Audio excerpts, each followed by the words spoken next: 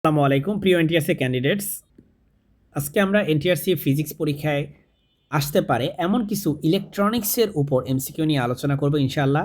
আমাদের চ্যানেলটি আপনারা ভিজিট করে দেখতে পারেন। সেখানে আমরা ধারাবাহিকভাবে ফিজিক্সের উপর ভিডিও করে যাচ্ছি এবং ফিজিক্সের সকল ব্রাঞ্চ থেকে আমরা কোশ্চেন করছি এবং করব ভবিষ্যতে ইনশাআল্লাহ। আমাদের এই চ্যানেলে আমাদের উদ্দেশ্য হচ্ছে মেইনলি বাংলাদেশের ফিজিক্স রিলেটেড যে কোনো ধরনের চাকরি পরীক্ষায় প্রস্তুতির সহায়ক হিসাবে আমরা এই চ্যানেলটি চালু করেছি। চ্যানেলটি সাবস্ক্রাইব করে রাখতে পারেন যদি আপনি ফিজিক্সের স্টুডেন্ট হয়ে থাকেন। তো আমাদের প্রশ্নগুলো শুরু করি আমরা, চলেন। একটি আদর্শ অপারেশনাল অ্যাম্প্লিফায়ার এর ওপেন লুপ ভোল্টেজ গেইন কত? তো এই প্রশ্নের উত্তর হবে হচ্ছে অসীম। একটা আদর্শ অপারেশনাল অ্যাম্প্লিফায়ারের ওপেন লুপ ভোল্টেজ গেইন হচ্ছে মানে থিওরিটিক্যালি এটা হচ্ছে অসীম আর কি। এরপরে এন টাইপ সেমিকন্ডাক্টরে মেজরিটি ক্যারিয়ার কে? এন টাইপ মানে নেগেটিভ টাইপ। সো এখানে মেজরিটি চার্জ ক্যারিয়ার হচ্ছে ইলেকট্রন আর মাইনরিটি চার্জ ক্যারিয়ার হচ্ছে হোল। সো উত্তর হবে তার মানে কি? উত্তর হবে হচ্ছে ইলেকট্রন। মেজরিটি চার্জ ক্যারিয়ার হচ্ছে ইলেকট্রন। তারপরে আপনার ফুল ওয়েভ রেকটিফায়ারে ন্যূনতম কয়টি ডায়োড প্রয়োজন? ফুল ওয়েভ রেকটিফায়ারে ন্যূনতম দরকার আমাদের দুইটা ডায়োড দরকার। কিন্তু আপনার যদি এটাকে একটু খেয়াল করবেন, যদি আপনাকে আবার ব্রিজ বলে দেয় ফুল ওয়েভ ব্রিজ রেকটিফায়ার, তাহলে কিন্তু 4টা হবে উত্তর। হ্যাঁ, যদিও এই অপশনে 4টা নেই, কারণ হচ্ছে আমাদের তো ব্রিজ বলে নেই, তাই না? সো যদি বলে ফুল ওয়েভ ব্রিজ রেকটিফায়ার তাহলে হবে 4টা, আর ফুল ওয়েভ রেকটিফায়ার হচ্ছে আপনার 2টা। আমি একটু আপনাদেরকে রেকটিফিকেশন সম্পর্কে বলি। রেকটিফিকেশনের ক্ষেত্রে আমরা একটু ছবি আঁকি, রাইট? রেকটিফিকেশনের ক্ষেত্রে আমাদের প্রথম কথা হচ্ছে যে একটা ধরেন যে সোর্স আছে আমার, লেটস সে এসি সোর্স, আমরা এই সোর্সকে রেকটিফাই করব, তাই না? রেকটিফাই করব, এই কথাটা মানে কি? আমরা একটা ডায়োড আগে ইউজ করি, তারপর মানিটা আমরা এমনি বুঝে যাব। আমি ডায়োডের চিহ্নটা ভুল দিছি, তাই না?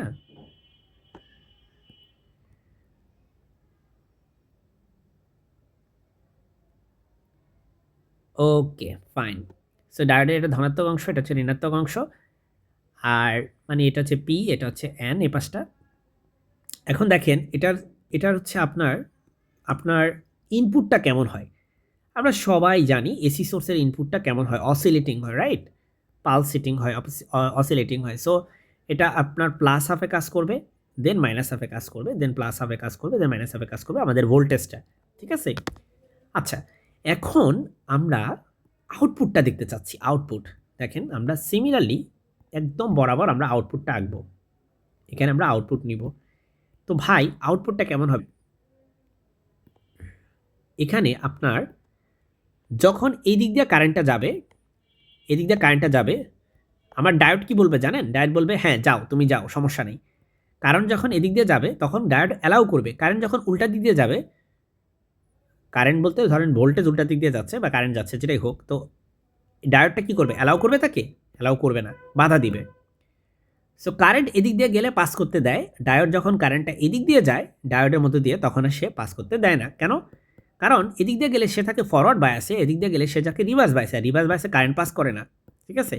এখন দেখেন আপনার যখন এই দিক দিয়ে যাবে তখন এটা অ্যালাউ করবে, তার মানে হচ্ছে আপনার এইটুকুকে সে অ্যালাউ করবে।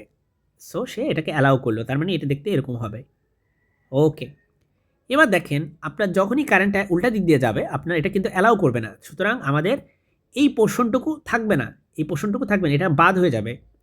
আবার যখন ডিরেকশন উল্টায় যাবে, এসি কাজ কি? এসি তো সবসময় ডিরেকশন চেঞ্জ করে না, একবার এটা পজিটিভ এটা নেগেটিভ, এরপরে কি হবে?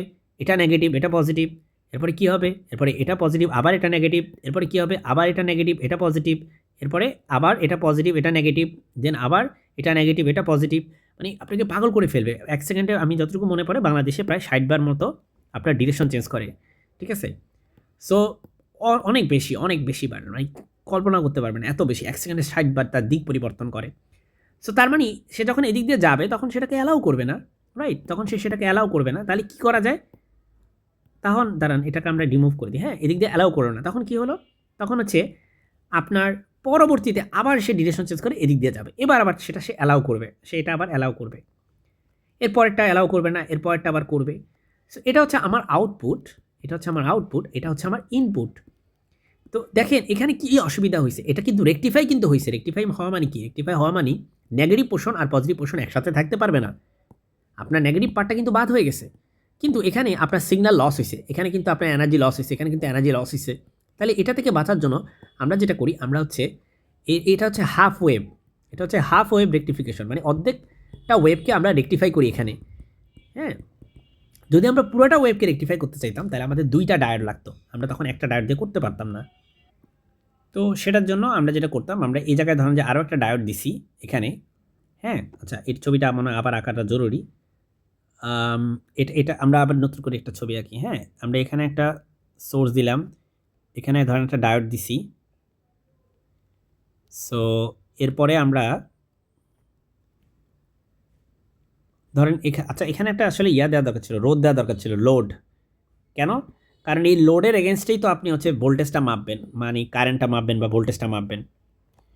তারপরে আমরা কি করলাম, এদিক দিয়ে আরও একটা ডায়োড দিলাম, এদিক দিয়ে আরও একটা ডায়োড দিলাম, তারপরে এখানে কানেক্ট করে দিলাম। আর আমরা কি করলাম, আমাদের এই এসি যে সোর্সটা এটার সাথে এটাকে কানেক্ট করে দিলাম। হ্যাঁ, বা একটা কাজ করি, আমরা আমরা এই জায়গায় লোডটা দিই আমাদের, আর এই জায়গাটা ফ্ল্যাট। তাহলে ভাই এটা পজিটিভ পাস, এটা নেগেটিভ পাস, ডায়োডে এটা পজিটিভ, এটা নেগেটিভ পাস।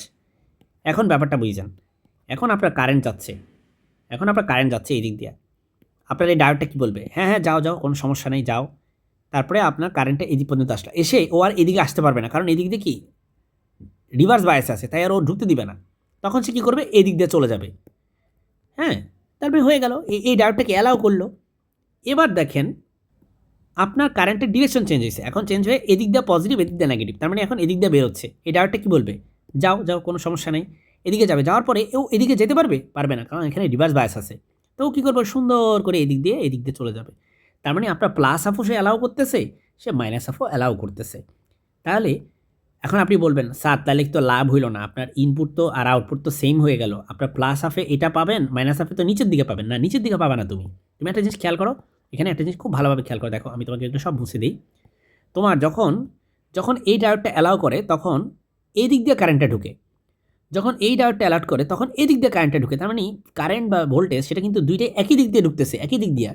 তার মানে এটা প্লাস হাফ হবে, এটাও প্লাস হাফ হবে, এটা নিচে আর থাকবে না, কারণ সে একই দিক দিয়ে প্রবেশ করবে। সো এটা তখন উপরে চলে আসবে। তার মানে আমার ইনপুটটা, আমার আউটপুটটা দেখেন এরকম হয়ে যাবে, আউটপুটটা এরকম, অ্যান্ড দেন এরকম, অ্যান্ড দেন এরকম, সবগুলো একই দিক থেকে প্রবেশ করতেছে এই জন্য।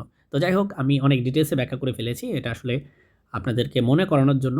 আর ব্রিজ ওয়েভ রেকটিফায়ারে যেটা হয় সেখানে আমি আর নতুন করে না আঁকি, কারণ যেহেতু অনেক সময় লেগে যাবে। আপনি আমার চ্যানেল এনইউ ফিজিক্স ক্লাসরুমটা ফলো করতে পারেন, কারণ সেখানে আমি ডিটেলসে এগুলো নিয়ে আলোচনা করার চেষ্টা করেছি। ঠিক আছে, আমাদের নেক্সট প্রশ্ন হচ্ছে, একটা ট্রানজিস্টরের আলফা ও বিটার মধ্যে সম্পর্ক কোনটি? একটা ট্রানজিস্টরের আলফা ও বিটার মধ্যে সম্পর্ক নিচের কোনটি? এর উত্তর হচ্ছে আপনার খ হবে, যে beta equal to alpha divided by 1 minus alpha.